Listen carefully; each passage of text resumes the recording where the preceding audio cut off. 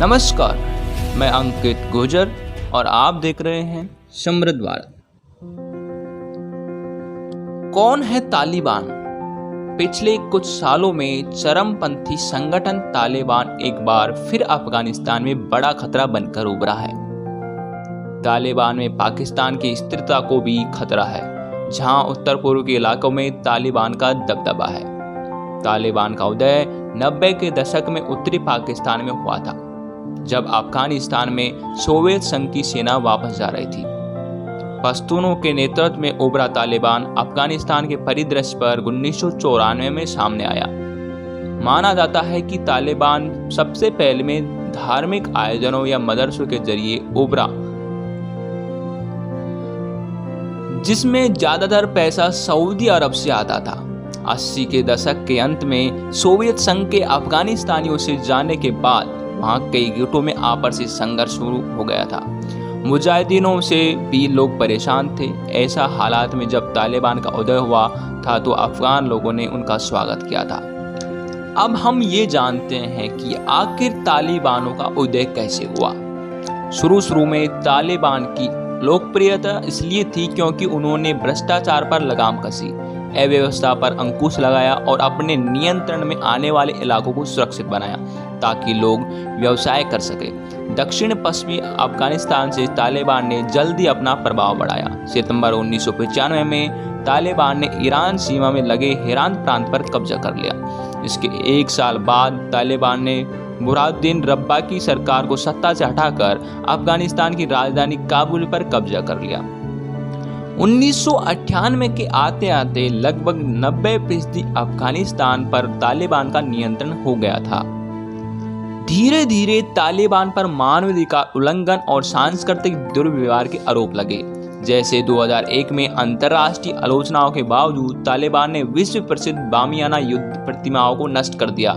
पाक अफगानिस्तान सीमा पर पश्तून इलाके में तालिबान का कहना था कि वो वहां शांति और सुरक्षा का माहौल लाएगा और सत्ता में आने के बाद शरिया लागू करेगा।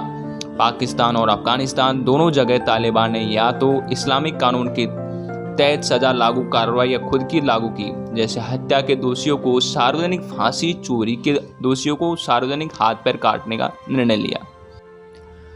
पुरुषों को दाढ़ी रखने के लिए कहा गया, जबकि स्त्रियों को बुर्का पहनने के लिए कहा गया। तालिबान ने टीवी, सिनेमा और संगीत के प्रति भी कड़ा रवैया अपनाया और 10 वर्ष से ज्यादा उम्र की लड़कियों के स्कूल जाने पर भी रोक लगा दी। अब बात करते हैं अफगानिस्तान पर अमेरिकी हमले के बारे में। दुनिया का ध्यान तालिबान की ओर तब गया जब न्यूयॉर्क में 2001 में हमले किए गए। अफगानिस्तान में तालिबान पर आरोप लगाए गए कि उसने ओसामा बिन लादेन और अल कायदा को फना दी है, जिसे न्यूयॉर्क हमलों को दोषी बताया जा रहा था।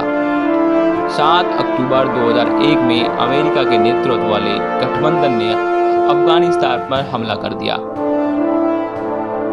9 नवंबर के कुछ समय बाद ही अमेरिका के नेतृत्व में गठबंधन सेना ने तालिबान को अफगानिस्तान में सत्ता से बेदखल कर दिया। हालांकि तालिबान के नेता मुल्ला उमर और अल कायदा के बिन लादेन को नहीं पकड़ा जा सका।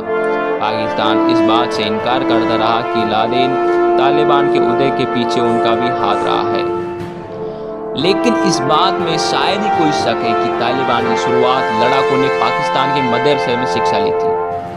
90 के दशक से लेकर 2001 तक जब तालिबान अफगानिस्तान में सत्ता में था तो केवल 3 देशों ने उसे मान्यता दी थी: पाकिस्तान, संयुक्त अरब अमीरात और सऊदी अरब।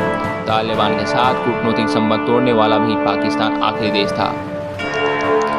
पिछले कुछ समय से अफगानिस्तान में तालिबान का दबदबा फिर से बढ़ा है और वो पाकिस्तान में भी मजबूत हुआ है। विश्लेषकों का कहना है कि वहाँ तालिबान और कई चरमपंथी संगठनों में आपसी तालमेल है। पाकिस्तान धड़े के मुखिया बैतुल्लाह महमूद रहे हैं, जिसके संगठन तहरीक तालिबान पाकिस्तान पर कई आत्मघाती हमले करने का आरोप है।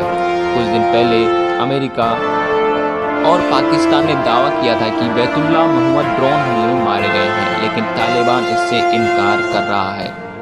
माना जाता है कि अफगानिस्तान में तालिबान का नेतृत्व अब भी मुल्ला उमर के हाथों में है।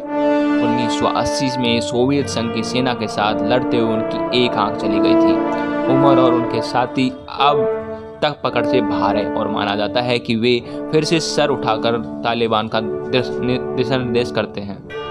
हालांकि अफगानिस्तान और पाकिस्तान दोनों जगह पर इन लोगों पर पाकिस्तानी सेना और नेटो का दबदबा बना रहा है। अफगानिस्तान में नेटो ने सैनिकों की संख्या लगातार बढ़ाई है, लेकिन बावजूद इसके तालिबान का प्रभाव बढ़ता जा रहा है। अफगानिस्तान में हिंसक हमले लगातार बढ़ रहे हैं। 2001 के बाद में ऐसी हिंसा नहीं देखी गई। इस दशक के शुरुआत में तालिबान कुछ समय के लिए पीछे जरूर हटा और इस दौरान उसके कम लड़ाके हताहत हुए और साथ ही उसने अपना जखीरा भी बढ़ाया। इसी कारण अब तालिबान पूरे जोश के साथ वापस लौट रहा है। अभी की अगर बात करें तो अफगानिस्तान पर तालिबान ने कब्जा कर लिया है और अफगानिस्तान के राष्ट्रपति गनी अपना देश को छोड़कर भाग चुके हैं। पूरी सत्ता गिर चुकी है। इसके अलावा देशी और विदेशी युवकों को बंधक बना रहे हैं। थैंक यू दोस्तों, ऐसी खबरों के लिए बने रहिए हमारे चैनल पर।